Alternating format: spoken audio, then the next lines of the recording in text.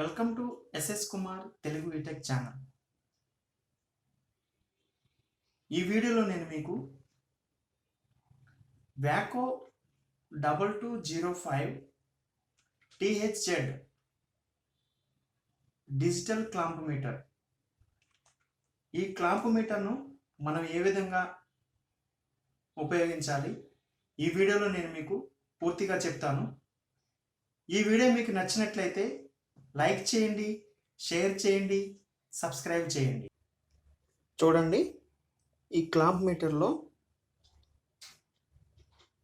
కొన్ని సింబల్స్ ఇచ్చారు. Amps rating 1000 amps, 600 amps, 60 amps. ఇవన్నీ ఏసీ సింబల్స్ అండి. ఇవి ఏసీ రేటింగ్. ఇక్కడ విఎన్ ఇచ్చి పక్కన డీసీ సింబల్ మరియు ఏసీ సింబల్ ఇచ్చారు. దీని గురించి తర్వాత చెప్తాను మీకు. ఎంఏ ఇచ్చి ఇక్కడ పైన డీసీ సింబల్ ఇచ్చారు, కింద ఏసీ సింబలు. ఇక్కడ చూస్తే ఇది ఓమ్సు, ఇది డయోడ్ సింబలు, ఇది కెపాసిటర్ సింబలు, ఇది వచ్చేసి మనకి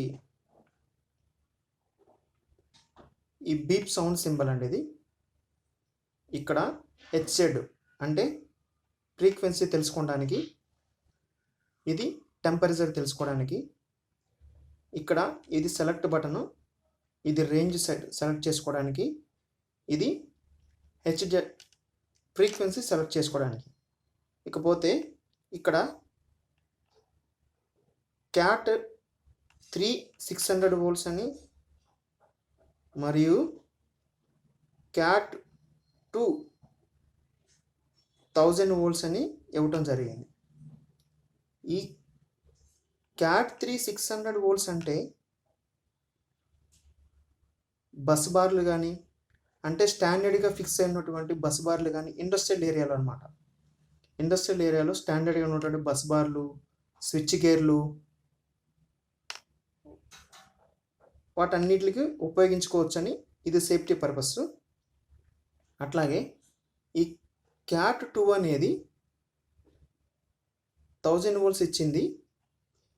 ఏదైతే ఆ బస్ బార్ నుంచి మనకి సింగిల్ ఫేస్ యూజు, అక్కడ నుంచి మనకి వచ్చినటువంటి సింగిల్ ఫేస్లో 1000 వోల్ట్స్ వరకు ఉపయోగించుకోవచ్చు అని సేఫ్టీ పర్పస్ ఇక్కడ ఇవ్వటం జరిగింది.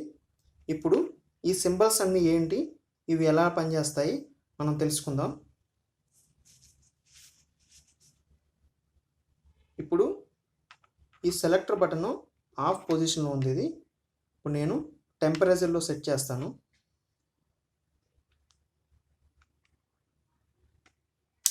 చూడండి, ఆటోమేటిక్గా రూమ్ టెంపరేచర్ వచ్చేస్తుంది. ఇప్పుడు ఇక్కడ మనకి చూడండి, టెంపరేచరు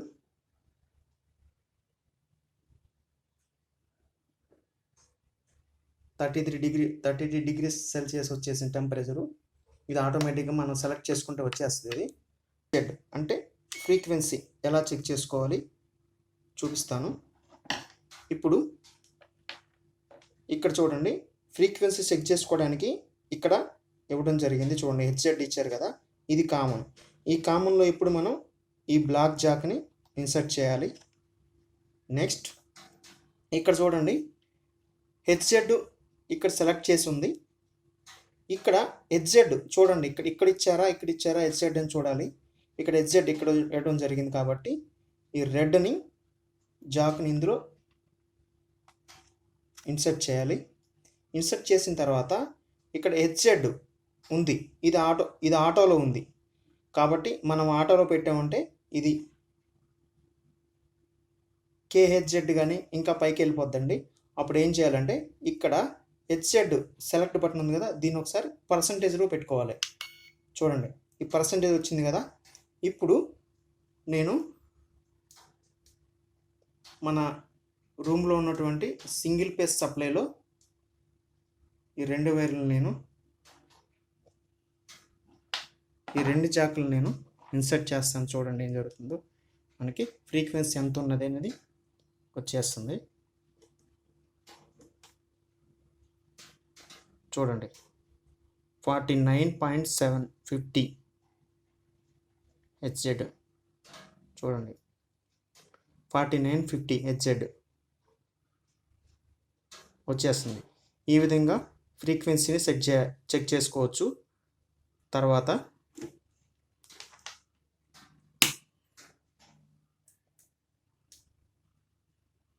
ఇప్పుడు ఇక్కడ నెక్స్ట్ ఇక్కడ చూడండి,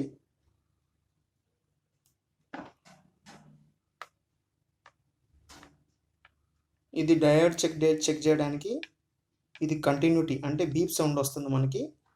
ఇది కంటిన్యూటీ చెక్ చేయడానికి ఇది కెపాసిటర్ యొక్క కెపాసిటెన్సీ అంటే ఎంఎఫ్ అనమాట. కెపాసిటర్ యొక్క ఎంఎఫ్ని ఎలా చెక్ చేయాలి, ఇది ఓమ్స్ ఎలా చెక్ చేయాలి, ఈ ఎలక్ట్రానిక్స్లో మన రెసిస్టర్స్ కానీ మిగతా ఏమన్నా ఓమ్స్ ఎలా చెక్ చేయాలనేది ఇది ఒకటి కామన్ అండి. కామన్ అంటే ఎప్పుడు ఇందులో ఈ బ్లాక్ కేబుల్ మాత్రమే ఇందులో ఇన్సర్ట్ చేయాలి. నెక్స్ట్ ఇక్కడ హెచ్జెడ్ కానీ కెపాసిటర్ యొక్క ఎంఎఫ్ కానీ ఓమ్స్ కానీ కంటిన్యూటీ కానీ డయోడ్ యొక్క ఓల్స్ కానీ చెక్ చేసేటప్పుడు ఇక్కడ రెడ్ కేబుల్ని ఇన్సర్ట్ చేయాలి. ఈ రెడ్ కేబుల్ ఇన్సర్ట్ చేయాలి. ఇక్కడ ఈ వోల్ట్స్ మిల్లీ వోల్ట్స్ ఇవి రెండు చెక్ చేసేటప్పుడు ఏసీ కానీ డీసీ కానీ చెక్ చేసేటప్పుడు ఈ రెడ్ వైర్ని ఈ జాక్ని ఈ వోల్ట్స్లో ఇన్సర్ట్ చేయాలి. జెడ్ అంటే ఫ్రీక్వెన్సీ ఎలా చెక్ చేసుకోవాలి చూపిస్తాను. ఇప్పుడు ఇక్కడ చూడండి, ఫ్రీక్వెన్సీ చెక్ చేసుకోవడానికి ఇక్కడ ఇవ్వడం జరిగింది. చూడండి, హెచ్జెడ్ ఇచ్చారు కదా, ఇది కామన్. ఈ కామన్లో ఇప్పుడు మనం ఈ బ్లాక్ జాక్ని ఇన్సర్ట్ చేయాలి. నెక్స్ట్ ఇక్కడ చూడండి, హెచ్జెడ్ ఇక్కడ సెలెక్ట్ చేసి ఉంది. ఇక్కడ హెచ్జెడ్ చూడండి, ఇక్కడ ఇచ్చారా హెచ్జెడ్ అని చూడాలి. ఇక్కడ హెచ్జెడ్ ఇక్కడ ఇవ్వడం జరిగింది కాబట్టి ఈ రెడ్ని జాక్ని ఇందులో ఇన్సర్ట్ చేయాలి. ఇన్సర్ట్ చేసిన తర్వాత ఇక్కడ హెచ్జెడ్ ఉంది, ఇది ఆటోలో ఉంది కాబట్టి మనం ఆటోలో పెట్టామంటే ఇది కేహెచ్జెడ్ కానీ ఇంకా పైకి వెళ్ళిపోద్దండి. అప్పుడు ఏం చేయాలంటే ఇక్కడ హెచ్జెడ్ సెలెక్ట్ బటన్ ఉంది కదా, దీన్ని ఒకసారి పర్సంటేజ్లో పెట్టుకోవాలి. చూడండి, ఈ పర్సంటేజ్ వచ్చింది కదా. ఇప్పుడు నేను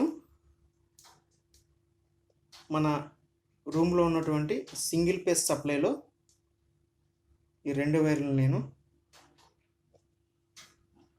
ఈ రెండు జాకులు నేను ఇన్సర్ట్ చేస్తాను. చూడండి ఏం జరుగుతుందో, మనకి ఫ్రీక్వెన్సీ ఎంత ఉన్నది అనేది వచ్చేస్తుంది.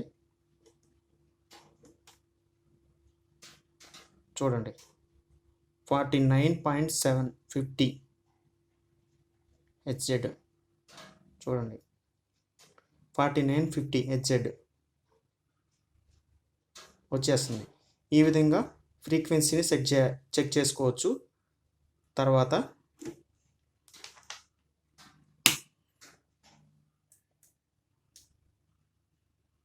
ఇప్పుడు ఇక్కడ నెక్స్ట్ ఇక్కడ చూడండి,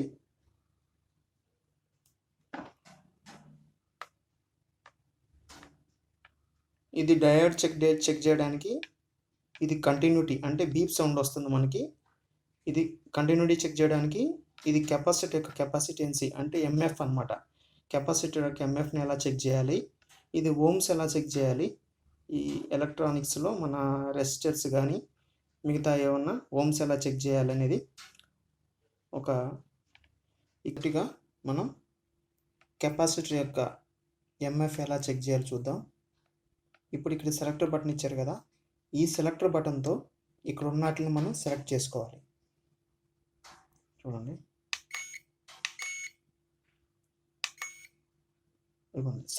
నేను ఇది సెలెక్ట్ చేశాను. కెపాసిటర్ యొక్క ఎంఎఫ్ ఎలా తెలుసుకో సెలెక్ట్ చేశాను. ఆల్రెడీ నేను కింద చూడండి, ఇది నేను కెపాసిటర్ కనెక్ట్ చేసి పెట్టాను. 12.5 MF కెపాసిటర్, దాని యొక్క MF మనకి ఇక్కడ వచ్చేసింది. నెక్స్ట్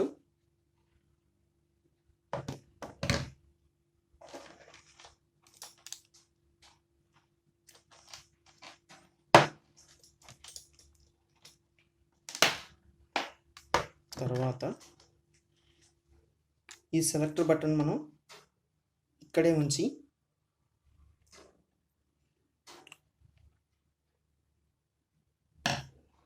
ఏదైనా ఒకటి కంటిన్యూటీ చెక్ చేద్దాం.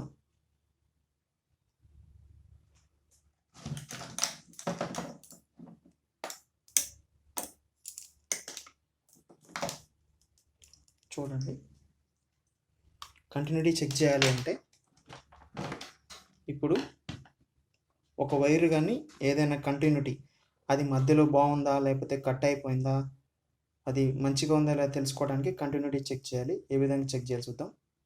ఈ సెలెక్టర్ బటన్ ఇక్కడే ఉంది. ఇప్పుడు మనం కంటిన్యూటీ చెక్ చేయాలి కాబట్టి ఈ సెలెక్టర్ బటన్ మనం కంటిన్యూటీ సింబల్ ఇదండి, ఇది బీప్ సౌండ్ వస్తుంది కంటిన్యూటీ సింబల్. ఇప్పుడు ఇక్కడ సెలెక్టర్ బటన్తో సెట్ చేద్దాం. ఇది వచ్చింది సెలెక్టర్ బటన్. ఒకసారి చెక్ చేద్దాం. ఈ రెండు ఒకదాన్ని ఒకటి టచ్ చేస్తే మనకి బీప్ సౌండ్ రావాలి. వచ్చింది కదండి. ఇప్పుడు ఈ వైరు చూడండి, ఈ వైరు బాగుందా లేదా, బాగుంటే మనకి కంటిన్యూటీ వస్తుంది. మధ్యలో ఎక్కడైనా కట్ అయిపోయింది అనుకోండి కంటిన్యూటీ రాదు. ఇప్పుడు ఒక సైడు ఇటు పెట్టాను, రెండో సైడ్ టచ్ చేశాను. చూడండి, ఇది కంటిన్యూటీ బాగుంది కాబట్టి ఇది కంటిన్యూటీ వచ్చింది. ఈ విధంగా కంటిన్యూటీ చెక్ చేయాలి. ఒకవేళ ఈ మధ్యలో ఎక్కడ నీ వైర్ బ్రేక్ అయింది అనుకోండి మనకి ఆ కంటిన్యూటీ రాదు. అప్పుడు మనకి ఇది కట్ అయిపోయిందని మనకి తెలిసిపోతుంది. తర్వాత ఈ సెలెక్టర్ బటన్ ఇక్కడే ఉంచి మనం ఈ ఓమ్స్ చెక్ చేద్దాము. ఓమ్స్ ఇక్కడ మళ్ళీ ఈ టెస్ట్ బటన్, ఈ సెలెక్టర్ బటన్ సెట్ చేసుకోవాలి ఓమ్స్లోకి.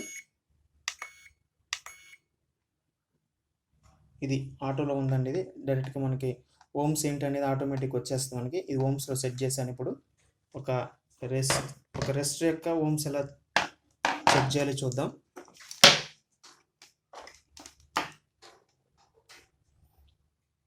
ఇదిగోండి, ఇక్కడ రెసిస్టర్ ఉంది కదా, దీన్ని కనెక్ట్ చేశాను. రెండో సైడ్ దీనికి కనెక్ట్ చేశాను. చూడండి,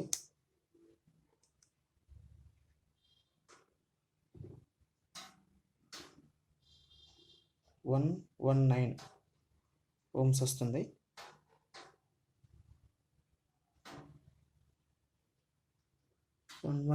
కిలో ఓమ్స్ వస్తుంది. ఇది ఈ విధంగా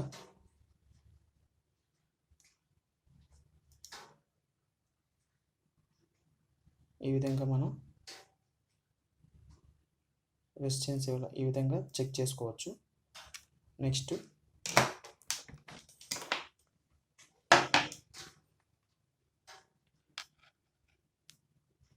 ఈ డయోడ్ మన దగ్గర లేదండి, ఈ డయోడ్ చెక్ చేయటం లేదు. నెక్స్ట్ వోల్ట్స్లోకి వెళ్దాము. ఇది మిల్లీ వోల్ట్స్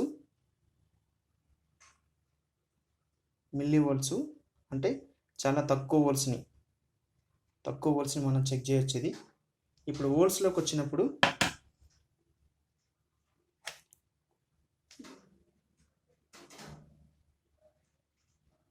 ఈ రెడ్ వైర్ని తీసేసి ఇందులో కనెక్ట్ చేయాలి.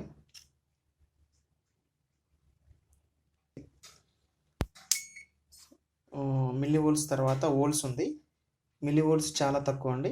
ఈ వోల్ట్స్ ఎలా చెక్ చేస్తాము, ఇందులో కూడా ఏసీ డిసి రెండు ఉన్నాయి. మిల్లీ వోల్ట్స్లో కూడా సేమ్ ఏసీ డిసి ఉన్నాయి. ఇప్పుడు మనం ఈ వోల్ట్స్ చూసుకుంటే సేమ్ ఇలాగే మిల్లీ వోల్ట్స్ కూడా చెక్ చేసుకోవచ్చు అండి. ఈ వోల్ట్స్ చెక్ చేద్దాం. ఇప్పుడు ఫస్ట్ ఇది డీసీలో ఉందండి. డీసీలో ఉంది. ఇక్కడ మనం ఈ సెలెక్ట్ బటన్ ప్రెస్ చేసామంటే ఏసీలోకి వచ్చేస్తుంది. ఖచ్చితంగా మనకి ఏసీ డీసీ చెక్ చేయాలి అన్నప్పుడు ఈ సెలెక్ట్ బటన్ మనం దీనిలో సెట్ చేసుకోవాలి. ఇది డీసీ వోల్టేజ్ చెక్ చేయొచ్చు. ఇప్పుడు మనం ఒక బ్యాటరీలు 2 వోల్టేజ్ చెక్ చేద్దాం. ఇదిగోండి, ఇది వచ్చేసి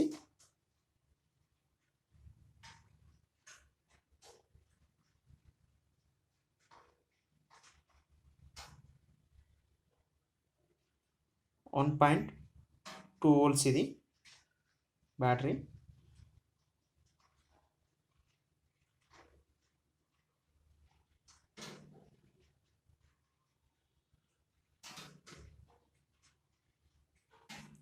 వోల్ట్స్ చెక్ చేద్దాం. డీసీలో ఉంది కాబట్టి ఇప్పుడు ఇది ప్లస్ పైన పెట్టాను, మైనస్ కింద పెట్టాను. చూడండి,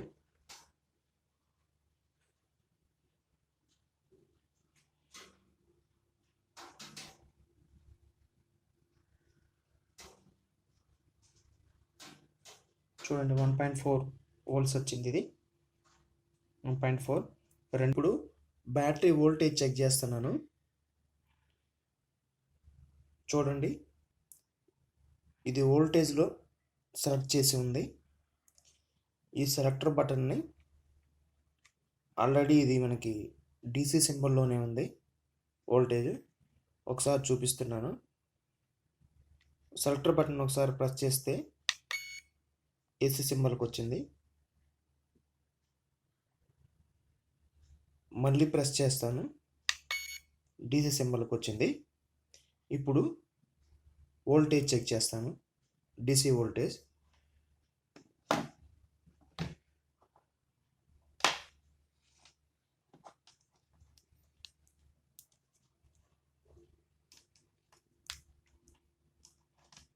చూడండి, ఇది ప్లస్ సింబల్, ఇది మైనస్లో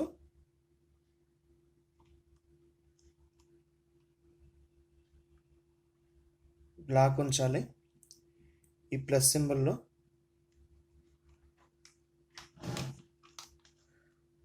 మైనస్లో బ్లాక్ ఉంచాలి. ఈ ప్లస్ సింబల్లో రెడ్ పెట్టాలి. చూడండి, 12.90 వోల్ట్స్ ఉంది. ఈ విధంగా బ్యాటరీ వోల్టేజ్ కూడా చెక్ చేసుకోవచ్చు. నెక్స్ట్ మనం ఏసీ చెక్ చేయాలనుకోండి, ఈ సెలెక్టర్ బటన్ని మళ్ళీ ఏసీ సింబల్కి సెలెక్ట్ చేసుకోవాలి. చూడండి, ఇప్పుడు ఏసీ సింబల్ సెలెక్ట్ చేశాను. ఇప్పుడు మనం ఏసీ సప్లై చెక్ చేద్దాం.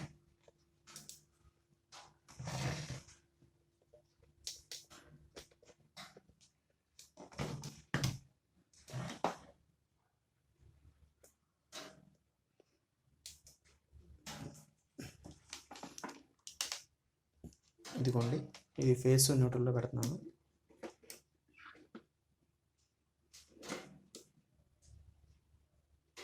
ఎక్కువ వోల్టేజ్ వస్తుంది, 256 వోల్టేజ్ సింగిల్ ఫేస్.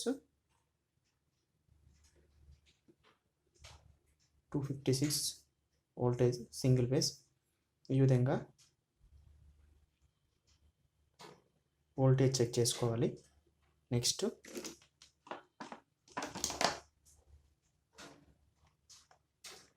తర్వాత ఇప్పుడు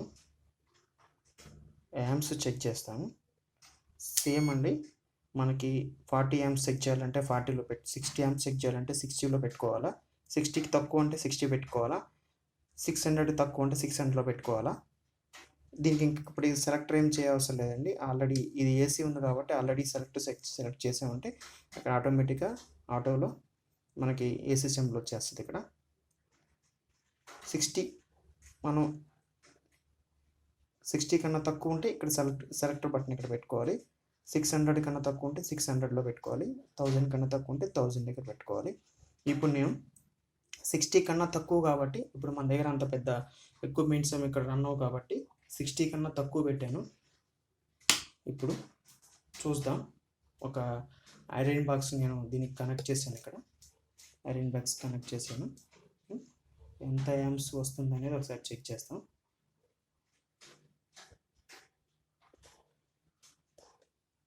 చేసిన తర్వాత ఇది తీసేయాలండి. యాంప్స్ చెక్ చేసేటప్పుడు మనకి అవసరం లేదు. చూడండి,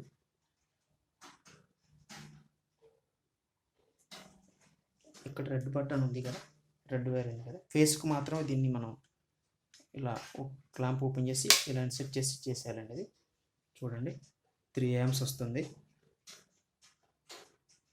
ఓన్లీ నేను ఐరన్ బాక్స్ ఒకటి కనెక్ట్ చేశాను కాబట్టి 3.2 amps వస్తుంది.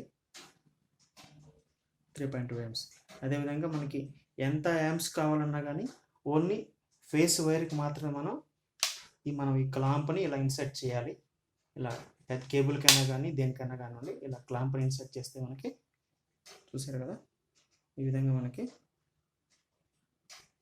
యాంప్స్ అనేది మనకు వస్తుంది.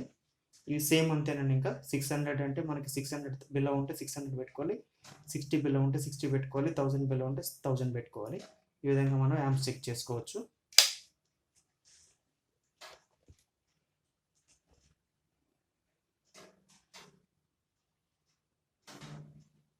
ఇక్కడ మనకి ఒక హోల్డ్ బటన్ ఇచ్చారు కదండి.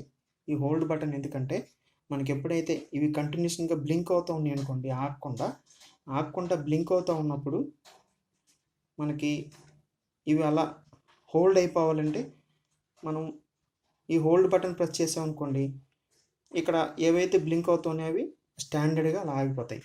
ఒకటి చూపిస్తాను మీకు ఇప్పుడు.